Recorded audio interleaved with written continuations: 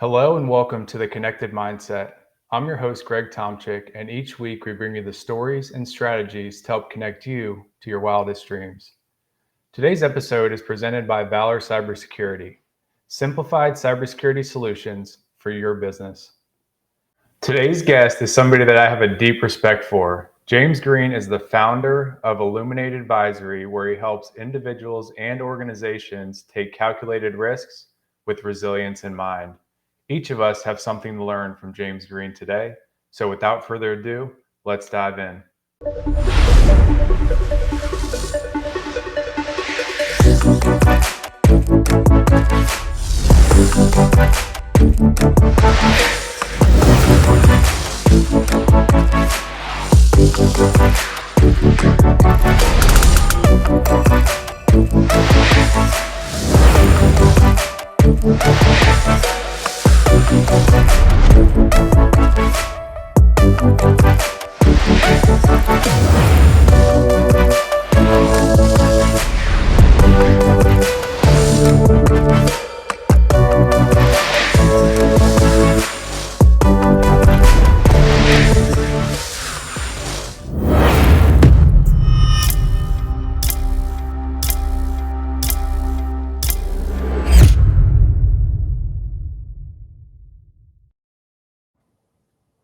James Green, welcome to the show, my friend. How are you today?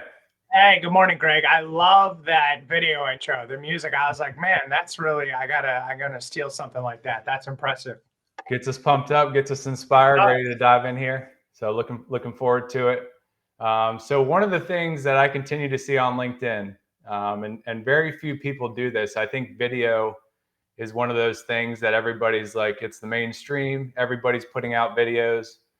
I think, but in our industries, there's very few people that kind of get in front of the camera, frequently and share something that's meaningful to the viewer. You're one of those people that I think about when I think about that concept, and it's inspiring. So I want to give us a few moments to share with the audience kind of how you came up with Thursday Thoughts. What was the inspiration, and then what has carried you through to continue that momentum over the past 12 months?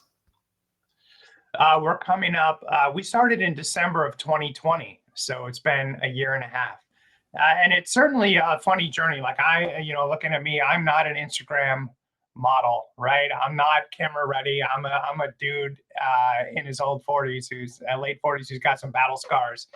And the way this started, Greg, was, so December 2020, we were in the 9th month of pandemic. So by then, all of us were familiar with Zoom and Skype and GoToMeeting and Teams and you name it. And I think we all got comfortable on camera talking to each other, but I wasn't comfortable on camera, like just filming myself. Didn't take a lot of selfies, didn't shoot videos to send to grandma with the kids. And initially, I just wanted to get more comfortable, just me and a camera, right? Just me and my phone. So I initially said, just like any habit, all right, I'm going to do this once a week. And to hold myself accountable, I'm going to post it publicly on LinkedIn. And I started with LinkedIn because at the time, looking around at all the different social medias, to your point, us being in risk and resilience and cyber, there wasn't a lot of video. And I was like, we all watch videos now. We've become TikTok people. Why wasn't there video? So I was like, I'm going to do video.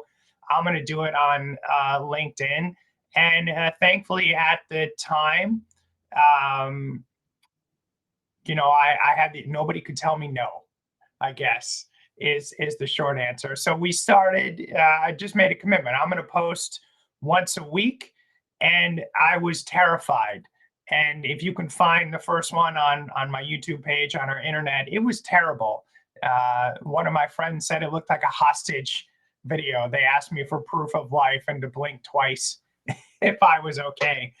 And I was trying to figure out what I wanted to talk about, what I wanted to share on. And we just kind of settled on the theme of risk, because most people, when they think of the word risk, they think of something bad. They think of something scary. They think of, especially in our space, like risk management is only how we mitigate or transfer or accept risk, but what about risk in our life? And I noticed the first time that I shared a little bit about my journey or my story, the audience really responded, and I started to get more comments on those posts. And I get a lot of people who aren't comfortable commenting, but they share, direct messages with me, and that's been very meaningful. So flash forward a year and a half, we do Thursday Thoughts every week, talking about risk, the risk journey. It's the most viewed and most interacted content that I create. It's also the biggest source of leads and revenue for my consulting company, which I never would have thought that that's how that would work. And it's become the foundation for my first book that's going to be hopefully coming out later this year.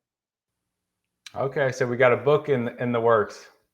Very We do exciting. have Yeah. we do have a book in the work. The title is Hurricane Irma Ate My Pants, and it's about my risk journey and how encouraging other people to take their risk journey. I love the puns that you always have, James. It's one of those things that keeps a bland topic of risk management and resilience that's traditionally kind of, black and white. It starts to put color in it, which I think more people need. One of the things, I've realized, in our interactions, and I want to acknowledge you for this, is, the ability to kind of think about risk from who are we actually serving at the end of the day. Early on in my career, I always thought, we're serving these big organizations, but at the end of the day, we're serving people. We're serving Correct. individuals who are operating those companies. And I think that's critical. One of the things I heard you mention, which I think is something for the audience to kind of cling to, is the discipline aspect, right? You believed in yourself to do something. There was a lot of fear and doubt there, a lot of nerves. But once you get the ability to kind of tell yourself, I'm going to do this in a small way, and then just continually take steps in that right direction. And nowadays, you guys have a great intro. You have some music in it. You've become more and more passionate about it. And you're asking people questions in the audience at the end of these videos on things to think about as they go out in their personal lives, in their professional lives. And this stuff's extremely impactful. And you realize that through people saying, hey, I saw your video. You're walking on a mountain, talking about jumping off the ledge and kind of taking that ultimate risk because there's a lot of reward there. And somebody might need to hear that day within their company that they're operating and say, I heard this from James Green. Maybe we give them an opportunity to come in and speak with our team of executives. So just want to acknowledge you for taking that deep dive. Few and far between people do that, especially when it comes to video. I think it's impressive. What was the biggest kind of enlightenment periods throughout that journey? Like, I know there's a lot of fear at the beginning. Maybe you got 3 or 4 videos in, people started to support it. Obviously that helps continue the engine. But things you kind of had to continue to battle through that stick out. I think for me, when the light bulb really went on, is that the more, I guess, emotionally vulnerable I was, the more I was human, Mm-hmm. the more people responded. So at the start of last year, I think 22, I shared my goals for the year. And I recorded that several times because at first it was just all my professional goals. I want to hit this revenue, I want to do this, and blah, blah, blah. And anytime I create a video or write a blog post or thinking about doing a webinar, I look at it, would I actually watch this? And I was watching this video, I'm like, this is boring. I would not watch this. So I'm going to share about some of my personal goals. And one of my goals last year was, during COVID, we all became very socially isolated. And with social media, I think we become myopic in our view. So I shared on camera, hey, one of my goals is I want to hang out with a friend in person once a month. And if you're in your 20s, you don't even understand, like you hang out with your friends 12 times a week. So what are you talking about? But it was me sharing that sparked very meaningful conversation and dialogue with the audience about being socially isolated and, wanting to connect more to people. And that was kind of the light bulb moment where I was like, oh, when I share James as a human taking risk versus here's James, the risk manager, telling you what to do. This is very prescriptive, do these 5 things. Mm-hmm. And when I started to say, here's the things I'm doing, that was kind of the light bulb moment that really switched the content that we shared and the audience that we had. It's great to post a picture again on Instagram. Hey, I'm on my yacht that I rented. Like, here's my lifestyle. But once you start to share like who you are as a person, I think that really resonates with other people, because think about the videos you watch or the things you listen to. It's when people are their authentic selves, when they're vulnerable, when they're sharing their journey. We kind of gravitate to those messages, and I hope to encourage people to share, their journey as well. Absolutely. And, we all have our ups and downs. And I think sometimes when we think at that shallow level, we're trying to look for answers, right? So it's James Green getting on a video and saying, you need to do these 5 things to navigate today's world. And at the end of the day, those might be great points. It might be beneficial for a certain person that's in a certain stage, but asking themselves the right questions is how they tailor it to their own kind of day-to-day actions. And I think that evolution is so impressive to see what people are interested in. They're not necessarily interested in all the answers. They're interested in stories that they can connect to, that help them get that mindset they need to power through their next obstacle. And that's one of the reasons we started this show. The connected mindset. It's around kind of connecting to the right questions and then adopting the mindset you need, whether it's a risk mindset, a resilience mindset, or just that I'm not gonna let my fear and doubt get the best of me. I'm just gonna continue to power through, from that standpoint. So 2023, we're about 3/4 of the way through it. What's been your biggest lesson? Kind of, we're getting out of that kind of COVID fog, I guess you could say. Just biggest lesson from a personal standpoint that's really stuck out to you that you kind of bring to the day to day when you sit down or go visit somebody. Yeah, I think, let's talk about what you and I were talking about before we went on air. That one of the benefits for people like yourself and me during COVID was you could work with a lot of clients all over the world. So I didn't have to fly to somewhere. I could hop on Zoom. I could be with a client in Australia and a client in London on the same day. And when you're looking at connecting with people and when you're looking at scaling your business, you're like, oh, this is fantastic. But the biggest thing I've learned this year that you and I were talking about, that trust factor, when I only know digital Greg, it takes a long time to build trust with someone. There's something about physically being in person, sitting down and breaking bread with a person. There is a different connectivity there. So you build that trust quicker. Your journeys go faster. Your projects get smoother. So, like I was sharing with you off camera, we are going to go back to that model. No, we don't need to be in person with you for 5 weeks, and I'm not expecting you to be in the office 8 to 5 because you're not. But I'm going to make sure that the clients and partners we are touching base together in person, on a regular cadence. That's been, I think, a realization that I've had and that a lot of people have had, is that I've worked from home for 6 years, so way before COVID. I haven't had an office. I have had clients and coworkers I've never met, but I'm starting to see some disadvantages to never connecting with people in person. So that's going to be a big shift for us throughout the end of the year. Absolutely. I think there's something about energy that helps build momentum.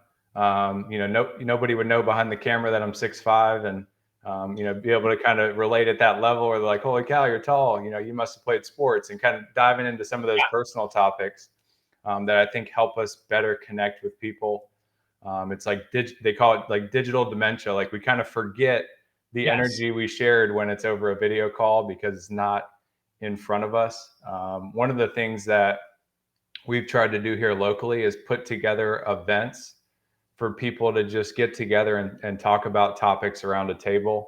And I think we need more leaders throughout all the communities, United States and beyond, to kind of facilitate those kind of brave interactions, because some people are still in their shell. They're still kind of, working from home. Maybe they don't want to go out because they're in that routine.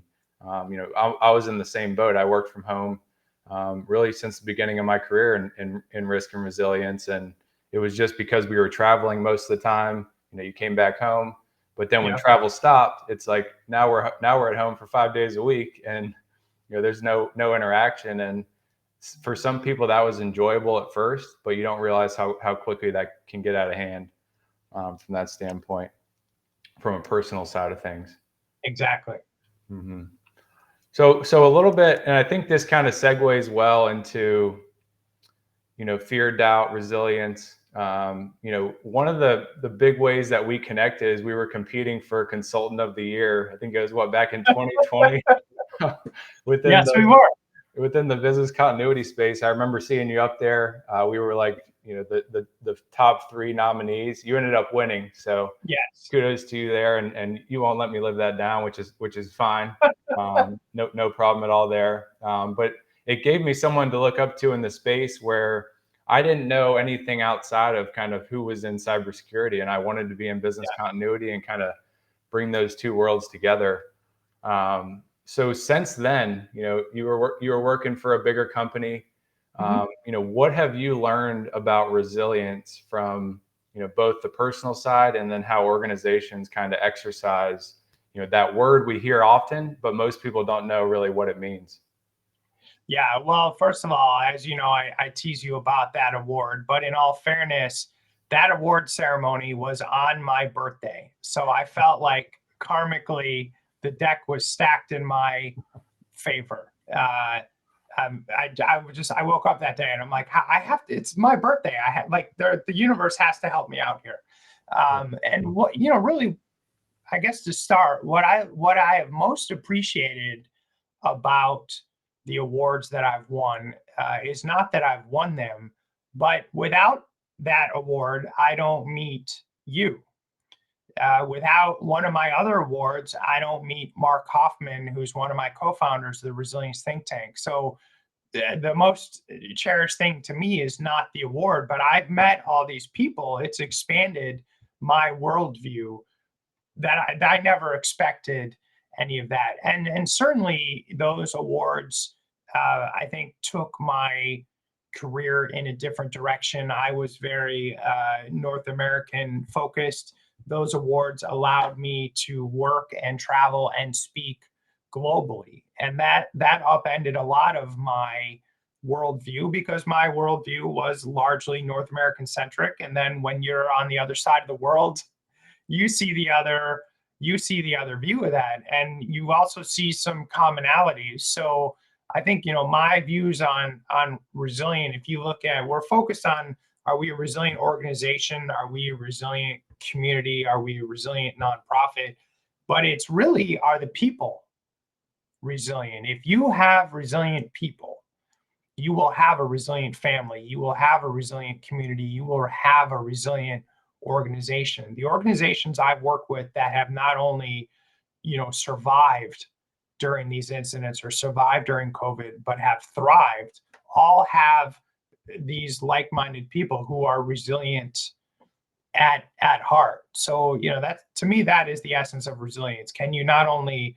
survive something, but can you thrive? Can you grow? Can you learn from it? And it doesn't mean that we're Pollyanna and everything is always perfect, but it means that I think at the end of the day, those people are optimistic and are working towards the best possible outcome. Absolutely. I was doing some research before the show, and looking up kind of what is that defined as to people, because everybody has their own definition for resilience, being able to bounce back, being able to spring, when Yeah. things go wrong. Is it reactive, is it proactive? What I found is, and this is the best definition, is resilience is maintaining optimal function to preserve your capacity for growth and positive adaptation despite the changes that threaten your physical or mental well-being. So it's kind of like we're all going through different things that threaten, our ability to continue to move forward. And Yeah. how do we put together the right, mindsets, the right formula that allows us to collectively all move together. And I think for a lot of folks out there who are like, revenue, revenue, revenue, revenue, like, and they don't care about that culture aspect or that mindset aspect, there's actually data out there, and I found it, where companies that do this training, mindset training, resilience training, collectively, their revenues actually go up over time, because they're, like Correct. you said, they have that positive perspective, which I think, it's that short-term versus long-term thinking. And I think resilience is a long-term thinking aspect. It's not we're going to go through a training, everybody's going to walk out of here and make $1 trillion. Exactly. If it was that easy, no, but really nothing in life is check the box. I recently had a client come to me and said, "Hey, can you design a check the box business continuity program for us?" And I'm like, just what, like, oh, you're going to give me a check, I'll give you a PDF. I don't know if that's very transactional, and you're not going to be happy with that. Like, what are you really trying to accomplish? Let's talk about that first. But yeah, you see a lot of companies that have terrible cultures, and they bring in a mindfulness trainer, or they bring in a culture class for an hour and a half.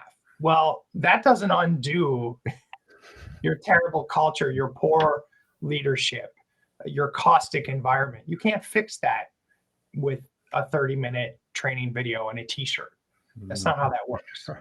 So I love the t-shirt, because that's typically a part of it. It's like, I took the class and we're off and running. exactly. No, I love it. It's an important topic. That I think one of the things that COVID taught us, and a lot of people talk about this, is the blend between that personal and professional life that is now kind of smushed together. That we have to find parallels, and we have to be able to exploit them positively. And I think a lot of that at the intersection is mindset, right? It's not you're this person at work and then you go home and you're this person. It's like, how can you take the best of both worlds, bring them together, and kind of have that, integration? But it's also a balance. It's not just a integration, everything's the same. It's I'm going to balance the best of both worlds, bring them together, and hopefully that impacts my company, my community, myself, and those around me in a positive way. So Yeah, and I would think too, if you're one way at work, if there's work Greg, and then there's personal Greg, and they're radically different, I think that's problematic, because I think that puts stress on your mindset, that being duplicitous. I think, like, in long term, I don't think that's good for our emotional health. I found the more authentic I am as a person, the more successful I am personally and professionally. mm-hmm. Yeah, it's that vulnerability aspect, right? It's the ability to, put the ego aside, be able to be vulnerable with people. And that's what people enjoy hearing about. Like when somebody is just talking about all the good stuff, and they're on TikTok and they're like, hey, I'm, like you said, on the yacht, or I just rented a Bugatti and I'm driving this cool car. It's like, that's the stuff people are like, ooh, and then it kind of just fades. But the stuff that really impacts people is when we're able to connect at that vulnerable level.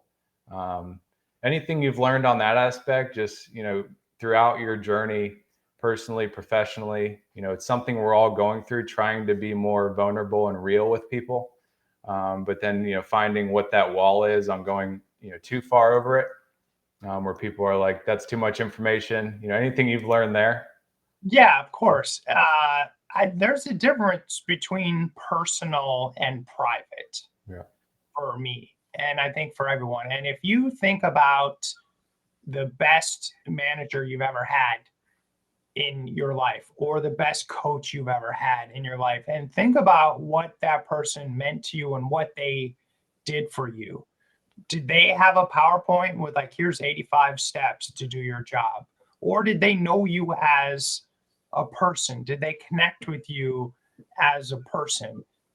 Sharing personal information, you and I talk about our families. You like, before we went on camera, I told you my oldest son went to college. That's personal information. We should share those things in a work setting. But then I think there's a layer of, like I said, privacy. There's things that happen in my house that I won't share on camera, and nor should anyone. That's, I think that's that second layer of, if Greg tells me something in confidence, that's my private life. I'm not going to then talk about that on camera. But when people know us as people, it sounds kind of ridiculous, but your coworkers know you as a person. Your employees know you as a person. Your boss knows you as a person. That, I think that's where that personal connectivity creates a stronger mindset as a collective group. So sometimes it is as benign as, what did you do this weekend? And actually generally, genuinely listening. A lot of times you get on a Zoom on Monday morning and it's like, hey, how was your weekend? Oh, good, fine.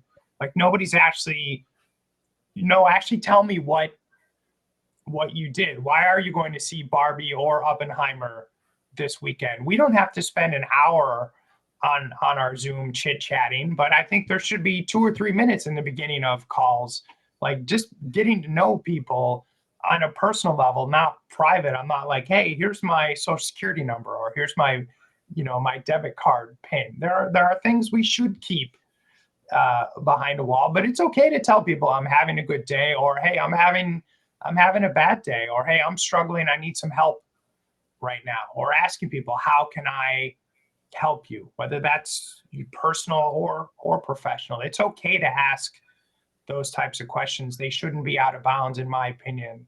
Mm-hmm. At a workplace, there's a way to know somebody personally, be respectful, not be nosy. There's some of those guide wires we need to hold on to. Yeah, it's that those healthy boundaries that commonly aren't thought about, right? The Yeah, boundaries that we all have. I think because they're not talked about a lot, what does a healthy boundary look like in your, personal, professional, community life? Because it's not talked about and implemented in many folks' lives, the boundaries become, they become smaller, where, hey, how you doing today? Oh, busy. Or hey, how you doing? The world's crazy. I can't, can't think. Like, it's just because those boundaries aren't set, we're just like, go into a shell. And that's, a parallel of my journey that I'm, kind of working through, which is a continual work in progress. It's a long-term journey to kind of, first kind of set the boundary, and then, expand it, contract it, and kind of form it for what's best for that relationship that you're going into with that individual.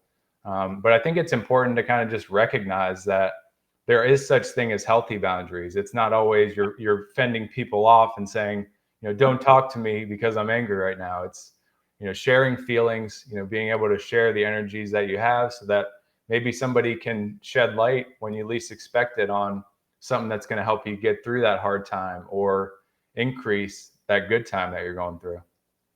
absolutely. Mm-hmm. So let's talk a little bit about the parenting side. I know you said your oldest is going off to college. That I know that's on the personal level, but what have you learned kind of, raising a kid, off to college, and he's about to spread his wings and then go to West Point, which is an awesome school. What are you looking forward to there, and what have you learned? Yeah. So as Greg knows, I have two boys. They're 17 months apart, and what I learned as toddlers was just controlled chaos.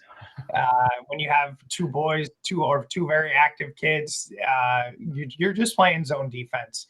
And everyone tells you it goes by so fast, and you're like, really, seriously? But it does go by so fast. I think what I've learned, what I've always tried to do, and we'll talk to my kids in 10 years whether they agree with this. I've always raised them.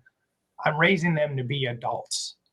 not to be little kids. And it doesn't mean I wasn't compassionate, but I never wanted to be a helicopter parent, because I worried, then how do you ever disengage? How do you ever let them lead their life? So I've always been very supportive. Hopefully they'll agree with that, and try to help them realize their goals and dreams. So yeah, my oldest son, in when you're a little kid, you want to be like a race car driver or a professional athlete or an astronaut, and then usually that goal or that dream fades away. And my oldest son in the sixth grade said, I want to be an officer in the military. And it was very clear that that was how it was going to happen. So we talked to him about the service academies, United States Service Academies, West Point, and Naval Academy. And I just showed him, like, hey, here's what it takes to even be considered. So I gave him the framework. I'm going to say it live, I wasn't going to ride his ass for 6 years, but I let him know, here's what you have to do to even be considered.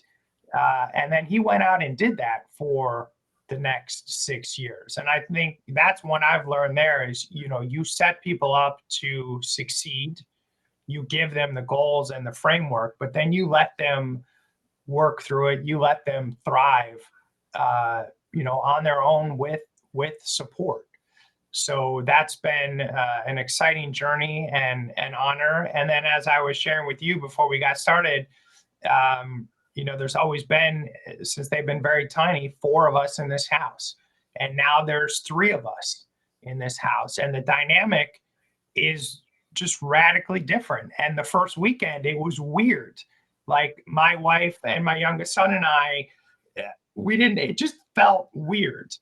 And I think, there's a lesson there that families grow and change, teams grow and change, and you may have the culture optimized for a specific dynamic at a specific point in time, but then something changes. And so you have to rework what you're doing. So, maybe some of the social activities that all 4 of us did, we're doing some different social activities or different emphasis or focus. None of it's negative, but we just kind of recognize, like, we were all focused on, is he ready? Does he have everything he needs to go there? Are we going to miss him? Of course, like, on these things. And then the thing that cropped up was the dynamic has changed in the family. So let's just address that and talk about that. And I think, I try to be vulnerable and personable and personal in my professional life.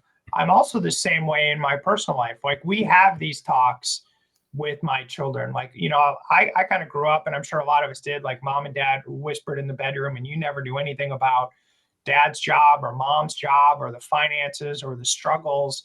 Like, I don't burden my children, but I've been transparent with them that, because, as dad's career has ups and downs, that's how the family finances go too. Or as, like, hey, I'm struggling with this work project or this client or this job I hate, or, like, again, you don't want to just emotionally dump on your children. I'm not saying, like, wow, like, dump everything on your kids, but based on their age and where they're at mentally and emotionally, they should, I feel, be more aware of what's going on in the family. You want to, of course, you want to protect and shelter them, but I've never wanted them to be ignorant about where the family's going or what we're working on, or what, like, they know my goals, they know the company goals, they know my family goals. With, like, hey, what's your input on things like that? Yeah, to be open to those other perspectives, I think is so critical. If we don't shut off that, James has been through years of, business, and, they don't know what I'm going through. I think a lot of people say that to folks around them, they don't know what I'm going through. And that's a dark hole that I think some of us go down and maybe never get out of, where we don't have the ability to say, this person has a different perspective, which is extremely valuable to where I'm going, because my perspective may be a little bit jaded because I'm in the thick of it.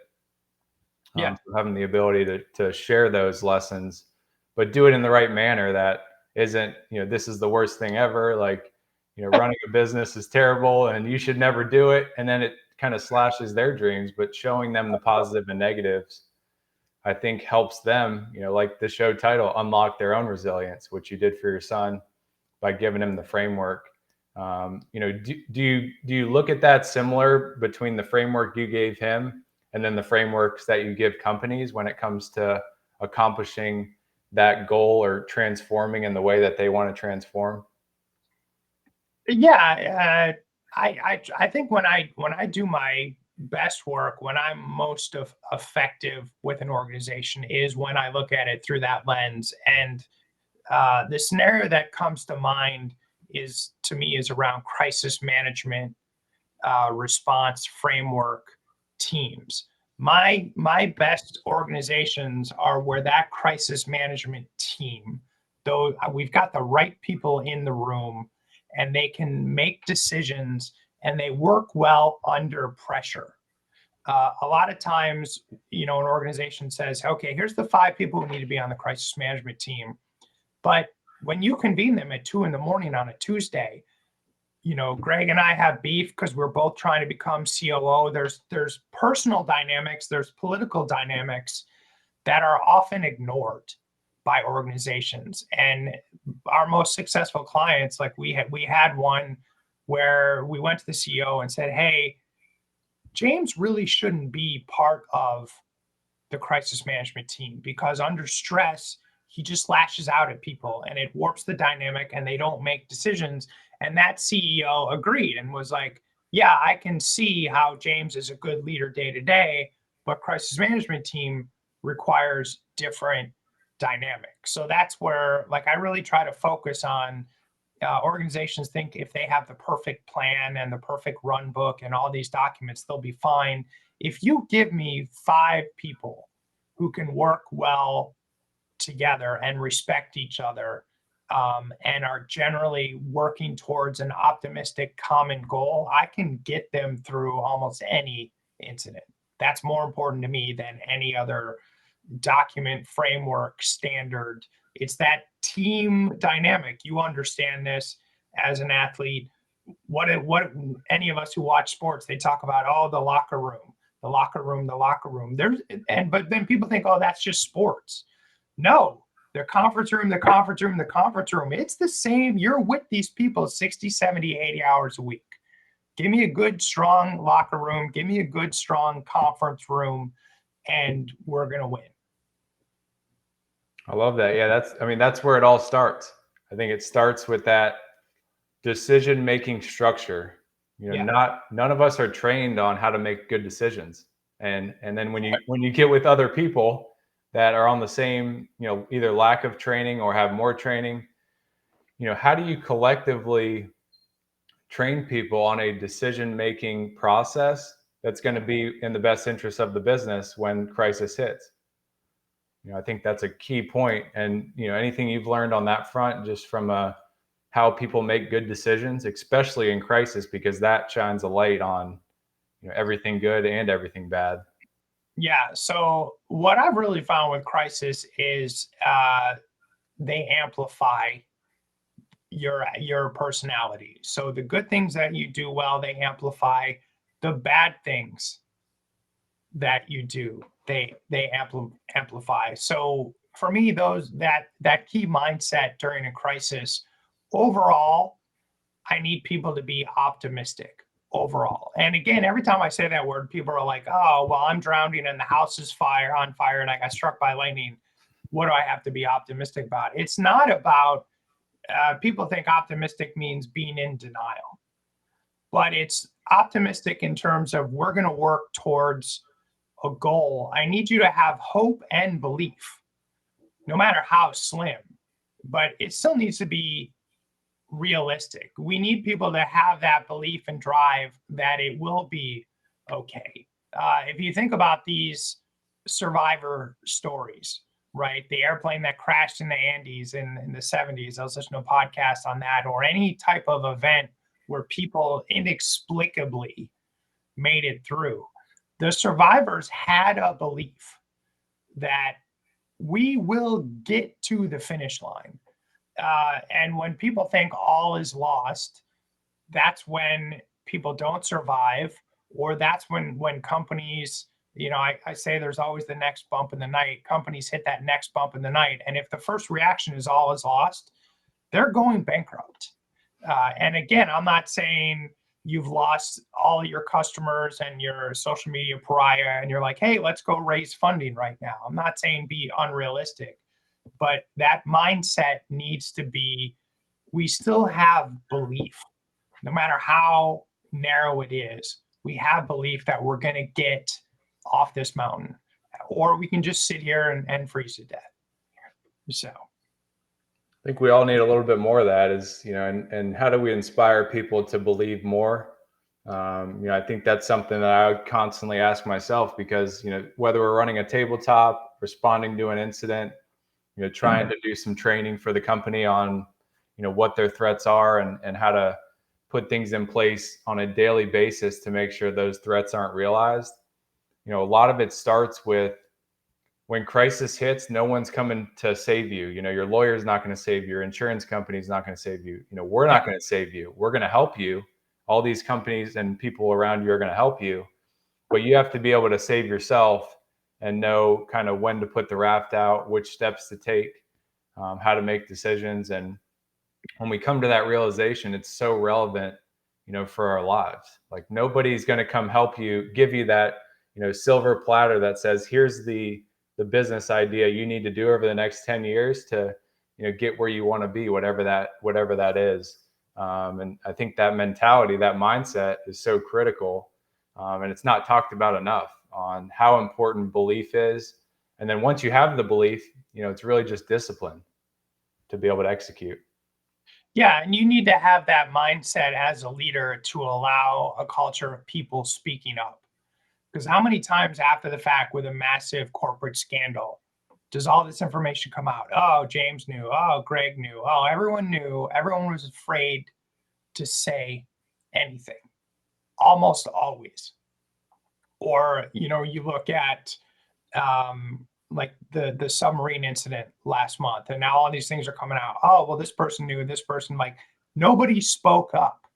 And during a crisis, you have to have that mindset to allow people to speak up. And you want people to have that mindset to speak up, not during a crisis. And that's scary, because that's when you're vulnerable. I bring a potential business transaction to my family and say, hey, I'm thinking about doing this.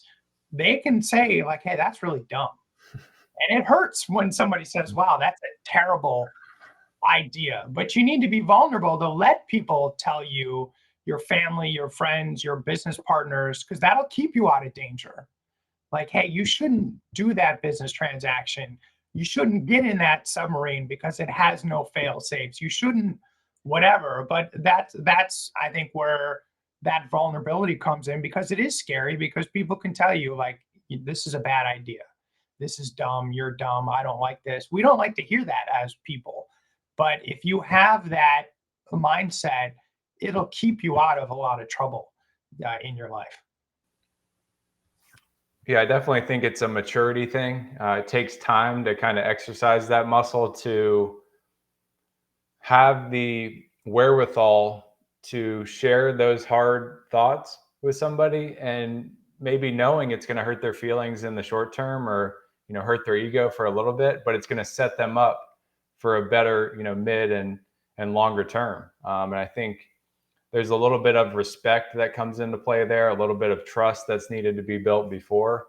But companies, you're spending a lot of time at companies, you're spending a lot of time in your community and on teams. And if you don't set that from the beginning, and then continue to kind of groom that muscle for people around you, it comes crashing down. I mean, at the end of the day, when anything gets hard, it just basically crashes down and burns. And most people don't learn, and we talk about this commonly in risk and resilience. Most people don't learn until they get burned, Yep. and something bad happens, and they start kind of thinking about resilience and how do I bounce back from this, as opposed to kind of being proactive. And that's one of the things that I toy around with, in probably every conversation that I have, whether it's personal or professional, is should resilience be proactive, or is it really a reactive muscle that gets trained? And would love to get your thoughts on that from your perspective. Yeah, I definitely think it should be proactive. To your point, most people, we learn the stove is hot because we touch it. Mhm. And if you look at after, like, when does a company throw a ton of resources into cybersecurity? Right after an incident. And they're like, oh, this is important. I think we have this interesting moment in time right now. Maybe in 2018, 2019, I would talk to some companies and they would say, oh, well, business continuity will, nothing will ever happen here. But the last 3 years, we've had a global pandemic. We've had multiple supply chain issues. We've had political upheavals. There's no one you can talk to right now who will say, oh, I don't see the relevancy. So I think we have this opportunity to kind of springboard. Okay, let's be proactive going forward. Like, all these things have happened in the last 3 years. You can't deny that things are going to continue to happen. Right now, we're in a record-setting heat wave where I live. Like, it's supply chain, it's cyber, it's pandemic, it's heat. Well, you pick a category. We now have these concurrent incidences happening. So organizations need to be proactive, or they're not going to be around. Um, there's just too much. Like, the world is too volatile right now to say, oh, nothing will ever happen here. Yeah, it's finally been validated. I think we were Yeah. kind of on the soapbox 5 years ago, where it's like these guys are crazy. Like they're talking about crisis and pandemics and global crisis and things of that nature. And it's like they're just the doomsdayers, or they're the ones that talk about the negatives when Yeah. ultimately both you and I share a positive perspective, and we try to bring that to a business, an industry that is very kind of downer typically, where it's like nobody wants to talk about it. Most of the time, they turn a blind eye to it. But it becomes somewhat of a therapy at the end of the day. And when you kind of continually have that communication, like we hit on earlier, that's where magic happens and sets you up ultimately for success, good or bad events at the end of the day. And I think it's how we message and present the material. We don't need to be Chicken Little. We don't need to do, the sky is falling. Like you said, if we're always gloom and doom, people will tune us out. One of the reasons I created the Resilience Pirate, Yeah. right, was we were building with our partners at Illumina resilience archetypes. So typically, if you look at archetype models or personality models, what can we do to connect with people? Can we use something that's a little silly to get a meaningful message across? And I think a lot of risk managers make that mistake. If you just go to the C level and say, we're going to go out of business because we don't do X, Y, and Z, I would think that's only realistic one time out of 1,000. You need to show how mitigating risk, being more resilient, allows the business to grow. To your point, frame it as something positive. Here's how, in a tumultuous time, we can have success over our competitors. But yeah, you can look at risk management as, through a positive framework and not through gloom and doom. You tune out the gloom and doom. If you've flown on a plane in your whole life, they say, in the event of a water landing, put your tray table up, do this, that, and the other. You tune that out when you're taking off, because it's not, and I'm not saying it should be silly. It's important material, but the way those things are presented, I think we're just wired to just, okay, I'm going to put my headphones on and start watching this movie. Yeah. Yeah, the training, the muscle memory, I think it's been broken in the past, and I think you're leading the charge and helping change that. Hopefully, more people hop on that boat where maybe the flight attendants are dancing and they're talking about how they would do it, if something were to go wrong, and trying to create entertainment. People need, we are all connected to humor or something that's out of the ordinary. That's what kind of gets us paying attention. And Yeah. that it shows on like TikTok and things of this nature. Like, why would a million people watch that video? Or, on LinkedIn, somebody posts something and it's like, they get a million views, and it's like, that doesn't look like anything out of the ordinary. but they're doing something that is different. And that's what makes people kind of build those mental models they need to connect to, crisis type things like that. I think about, if a flight attendant's doing a cartwheel and then putting it on saying, this is what might happen when, if the plane were to go down, you guys are going to be thrown around and here's how you're going to have to react. And maybe somebody, is laughing at it, but it starts to resonate from that standpoint. So I definitely think there's a shift in how people are trained that's taking place. And we need to continue to push that ball forward so that people can really better connect to what's important before a crisis happens. Yeah, and I think that context drives the right mindset. So in risk management and cybersecurity, we often tell organizations what they need to do. We don't do a good job of saying why they need to do. If you think again with all the things around an airplane, they tell us what, and you don't know why that's important. And in risk management and cyber, we tell management, you have to do these things. But most risk managers and cybersecurity professionals forget people, again, as people, we don't care about the what, we care about the why. Give me that context. Why do I have to do these things? That develops that resilience mindset. And then you're not fighting people, you're going towards a common goal. Yeah. That's huge on the why. Why are we doing something? And I think a lot of people talk about that, but actually putting that into practice is always kind of difficult. Because when you challenge somebody with your business is going to go under if you don't do X, Y, Z, most people who it hasn't happened to before just take that as a challenge. It's like, my house hasn't burned on fire, so I don't need anybody to inspect it. I'll show you. Yeah, exactly. Yeah. Yeah. And that's where we all go wrong, I think, in this space is, we're like, we've seen the person down the street have a cyber attack and you're going to have one. So you better get an instant response plan in place, as opposed to looking at it as, if you had an instant response plan, here's the positives that you're going to experience if and when something bad goes bump in the night, like you like to say. So, no, I love it. It's been an incredible conversation. Any other breakthroughs you've come across, over the past year that you feel is relevant to the audience, for them to kind of go forward with? Everybody's battling something. Anything that's kind of been top of mind for you as you've been going out to organizations? I think we've hit on a lot, but just want to open it up to any other things you feel are kind of relevant from a mindset standpoint as people continue to live life. Yeah, I think you would send me a question before we talk. What does connected mean to you? And I've been thinking a lot about that, and I think that connection really unlocks and drives mindset. So in this age of Zoom, again, what I love about this culture, you and I have met in person once, but we've had conversations and we've worked on projects for 2 years, 3 years. That's fantastic. Without the Zoom age, you and I aren't colleagues and friends. But I think, again, it leads to that kind of isolation and loneliness. So again, that aha moment is continue to remember your coworkers, your colleagues, your clients, your boss. We are all people first. We all have families, we all have stressors, we all have things that are driving us. And you need to be connected with people. And the mindfulness question I've been asking myself lately, does your relationship help and offer value to both people?